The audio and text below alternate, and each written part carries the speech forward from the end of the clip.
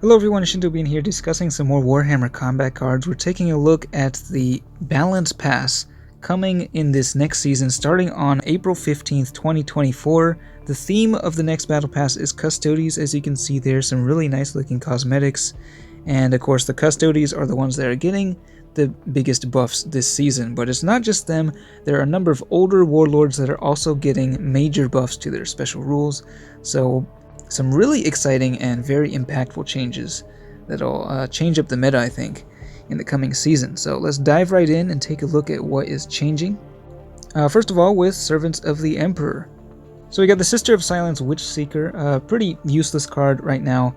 It's 4 points, ranged unit with precision shot. I never have used it at all, but it's getting a 5-point increase to its cost, so it'll be up to 9 points, but also getting 45 health plus 20 ranged attack. It's getting one of its upgrades changed from health to ranged, and its trait changed from precision shot to barrage. So just a massive boost. It's going to be a much more powerful ranged unit that's still fairly cheap to run. And we got more Custodes with targeted buffs.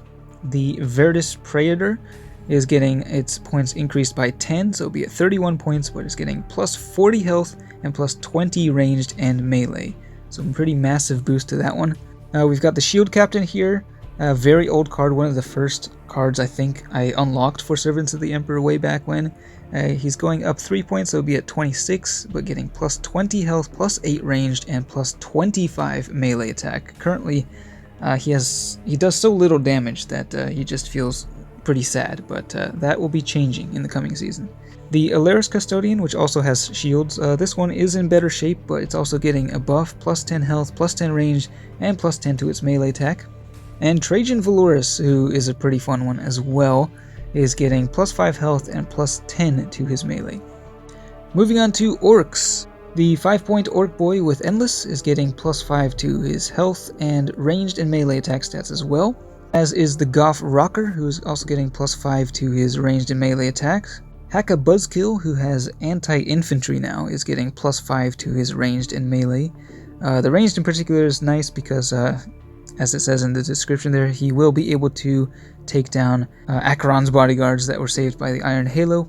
The Stormboy Knob, which combos well with Boss Zagstruck, getting plus 10 health, plus 3 ranged, and plus 5 to his melee attack. Gorzag Gitstampa, who has Berserk, and it does unlock Taunt at level 9.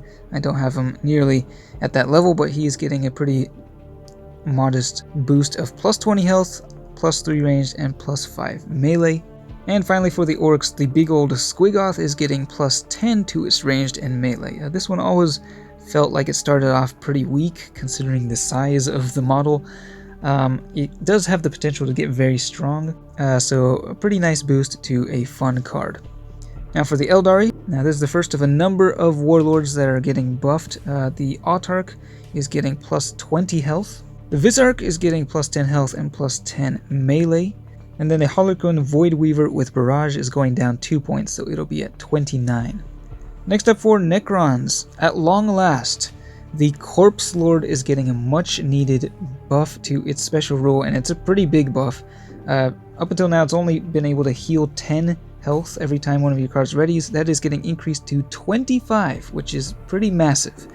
I think the Corpse Lord is suddenly going to become very strong for low-level players. Still not the greatest at the higher levels, but I'm very much looking forward to trying him out now that his special role actually does something. Of course, Scouts also combo with this, so anything with the Scout trait will just automatically get 25 health after deploying.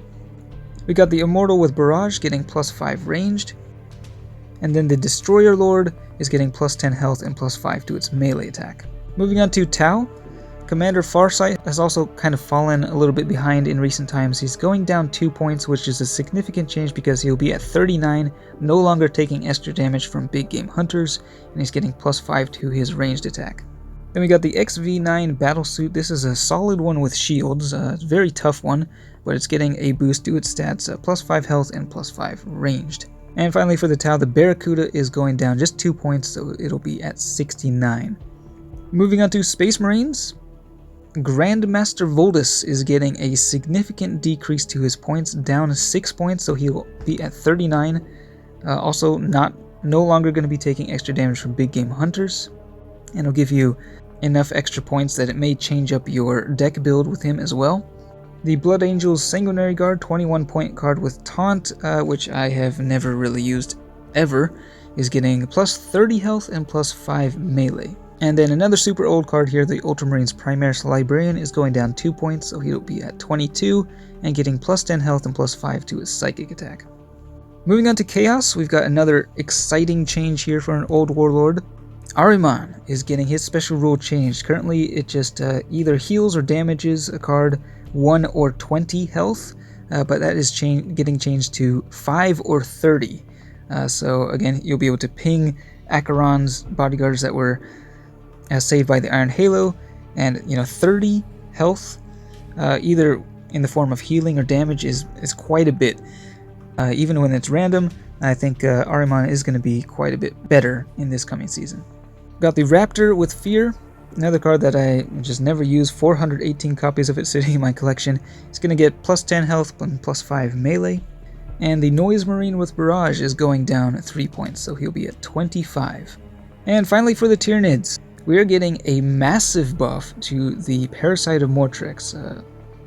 Warlord with a fun special rule, but it's really felt like it's been held back because it reduces the damage of your first melee attack for each card to 60%, but that is instead changing to 110%, so they're actually going to be dealing more damage with their first attack now, and still dealing the same amount of damage when enemy cards explode.